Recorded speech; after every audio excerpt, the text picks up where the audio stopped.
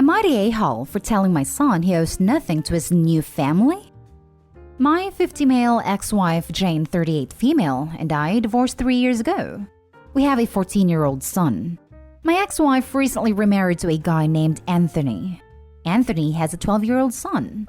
My son has expressed two major problems with this guy and his son. One is that Anthony and Jane want my son and his son to share a room so they can bond. The house has 5 bedrooms. I should know because she took it in the divorce. Lol. 2 is that they want my son to turn all of his gaming consoles into family consoles. He has a PS5, an Xbox One, a Switch, and a gaming PC. I told my son that number 2 can easily be solved as I offered to buy Anthony's son all of the same things that my son has, or the cash equivalent in case he has no interest. But Anthony and Jane refused. My son and Anthony's son also asked if they could have separate rooms as there are 3 unoccupied rooms, and Anthony and Jane said that brothers should spend time together and that you have to work through a tough situation. There's no easy way out.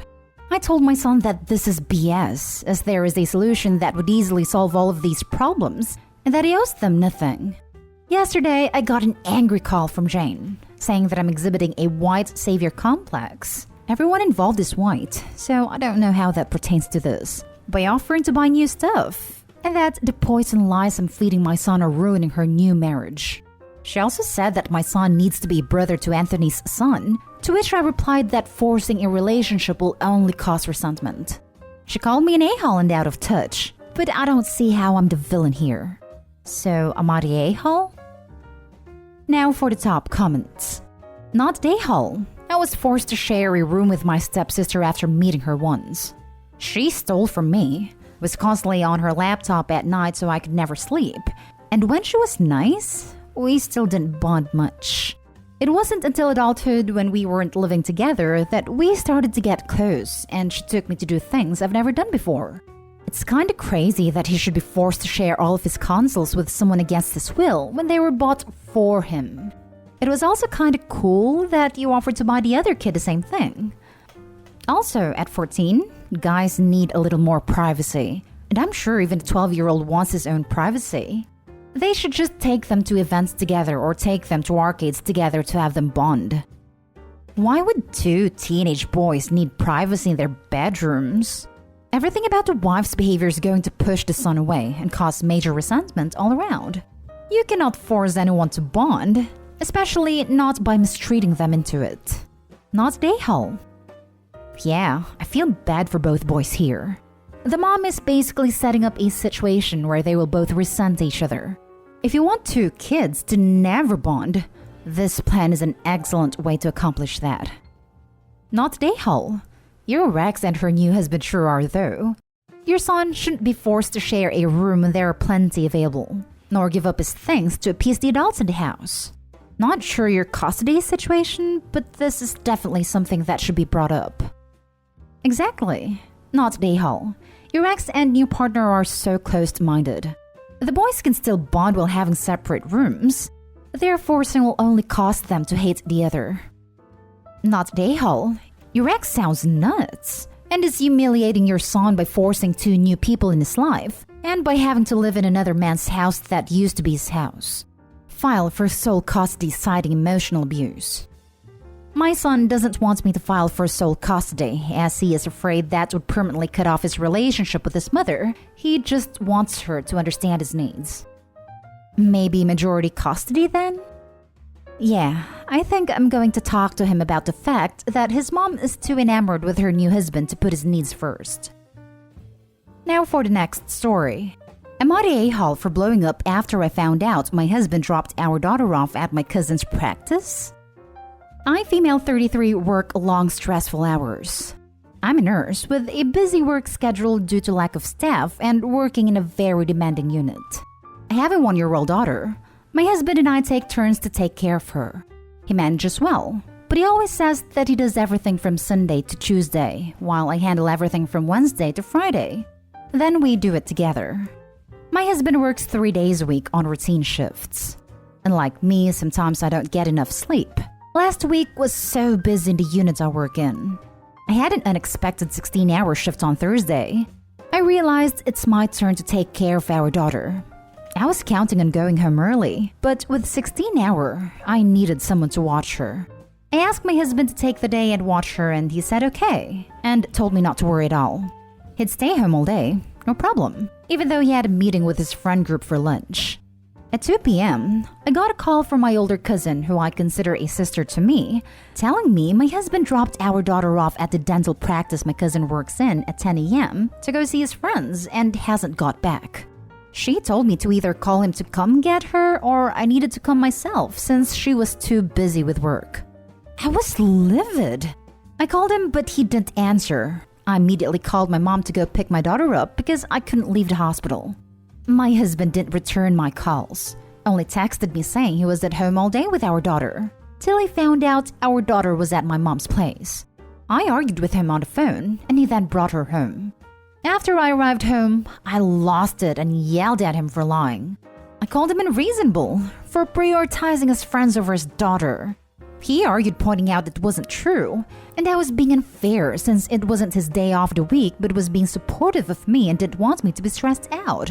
Said that I shouldn't feel upset since I got to go to my shift whether he watched our daughter or had someone else do it. I told him my cousin was upset, but too nice to say anything about what he did. He kept saying I overreacted and was yelling for no reason since our daughter was with family anyway. The argument got worse. He apologized, but still thought I overreacted and was being upset for no reason. He simply asked my cousin to babysit since we did the family a few favors in the past. Not day haul. Being a parent isn't only associated with your days, and being a good partner isn't either. The fact that he also didn't try to go get your daughter when he got done with his 4-hour lunch and lied to you about makes it all more infuriating. Who the hell has a 4-hour lunch? Someone who's screwing their side chick on their lunch. Your cousin didn't sign up to babysit. She was working. And the fact that he thinks it's not only okay to do that, but also to then proceed to have a 4+ hour lunch is freaking terrifying. Definitely not day haul. Not day haul. He lied to you repeatedly until busted. Do you believe him when he tells you where he was? That was my first thought. He has such a rigid childcare schedule to make sure he has dedicated side piece time too. I don't know anyone who would dump their kids off and lie about it for a friend's lunch. Next story is titled, Am I the a-hole for yelling at my husband after he told me to sleep on the bed you ruined? My husband, male 32, and I, female 26, both work. We used to work together on chores and cooking. But recently, he has been doing pretty much nothing. Note, I'm pregnant and I feel sick all the time. Despite that, I do all I can. He lost his pet, Bird, 2 months ago, and that's when he stopped doing anything in the apartment. I understand he's grieving, but I started thinking he's using the line "I'm grieving" to skip chores. He works 3 days a week. I work long hours, nurse, and every time I come home to take care of everything. I kept my mouth shut thinking he's depressed and in grief, but he goes out with friends, laughs on social media, plays board games, and watches Netflix nightly, and is relaxed to the fullest. Last night, I came home at 9 p.m. He already had dinner and left dishes in the sink. I cleaned up, ate dinner, and went to bed. He was already asleep when I walked in. The conflict started when I saw that my side of the bed was wet. I woke him up to ask him about the huge stain on my side of bed. He told me he spilled milk while he was watching YouTube on my side of bed and forgot to clean it up. I was stunned. I yelled at him asking if he was serious when he said he'd clean it up tomorrow and told me to sleep on it. I blew up and I started calling him inconsiderate and, quite frankly, a user since he keeps arguing that I'm cruel for not leaving him alone to grieve his beloved. I told him he didn't care that much about his pet since he's having fun and playing games. He looked at me shocked, asked if I was done with my lecture, then said he couldn't believe I questioned his love for his pet. Then went outside. We pretty much haven't talked since then. I slept on the mattress on the floor since the bed soaked the milk stain. He took the sheets to clean them up, and I felt guilty for what I said to him. He seems hurt and acts as if he is shocked by what I said. Now for the top comments. Not day haul. Run. I feel like he's just using it as an excuse to not do stuff. I lost my pet bird a few weeks ago and was back to functioning the next day. I might just be insensitive though, so I don't want to gatekeep grieving. Not Dayhall. Your husband is just searching for an excuse to exploit your kindness. You are a pregnant, hardworking woman. He is a lazy leech with no remorse. Exactly. Not Dayhall. If he is able to go out, he is able to do chores. He is taking it too far and is definitely using it as an excuse. If the spilled milk was no big deal, he should have slept on it. He is not working as much as you. He needs to start pulling his weight. Not Dayhall. This is an indication of how much he's going to help you when baby arrives. You're exhausted now with working on the front line in a pandemic whilst pregnant. Any normal man would be telling you to put your feet up when you come home, and doing as much as possible, especially when he only works 3 days a week. Please look after yourself and tell him you and the little one need his help at the moment. And if he is struggling with the grief of his pet still, he should see a therapist. He really is milking it. We lost our pet dog 2 months ago, and he was a big part of our family. He was especially attached to me and our middle child. We still miss him terribly, and the kids talk about him all the time. But we still go to work and look after our house. Please take it easier and don't let him guilt you, as you already have so much on your plate. Sending you internet hugs if you would like them. Now for the last story. Am I the a-hole for getting upset and grounding my daughter after she brought up my girlfriend's miscarriage? I, 43 male, have 3 children. 17 female, 14 female, and 12 male. 7 years ago, my beautiful wife, Elena, passed away. I don't even know how to express this through words. But she was my life, and every day I'm devastated by the loss. Back in December of 2019, I met a woman through church. She's sweet, funny, and it was a mutual attraction. We've been seeing each other throughout 2020, and recently, I introduced her to my children. We've been taking it slow, making it clear that she's not a replacement for their mother, that they don't have to like her, but they do have to respect her. My children, to be clear, did go to therapy, but we are looking for a new one for my oldest daughter. I've always spent every single free moment of my time with my children, even when I started dating again. I made it clear that I know they're still mourning, and that's okay. As it was, my girlfriend came over to stay for a few days. Everything went, well, I could say. My younger children are fond of her. My oldest doesn't particularly like her, but we're taking it slow and not forcing anything on her. My girlfriend suffered a miscarriage several years ago and is still deeply affected by it. We had a conversation on it during one of the nights, and I guess my daughter overheard it. During dinner, we were talking and the conversation went to what my son was almost named, and my daughter looked at my girlfriend and said, "What were you gonna name your dead baby?" It was terrible. My girlfriend, obviously, got upset and left the room. I asked my daughter why she'd ask such a thing, and she just shrugged and said that she didn't see the big deal. I told her that it was an awful thing to say to someone and sent her and her siblings up to their rooms and then went to talk to my girlfriend. She was crying and inconsolable and left to go back to her apartment. I went back and talked to my daughter. She did not show remorse and simply said that she didn't see the big deal in what she'd said.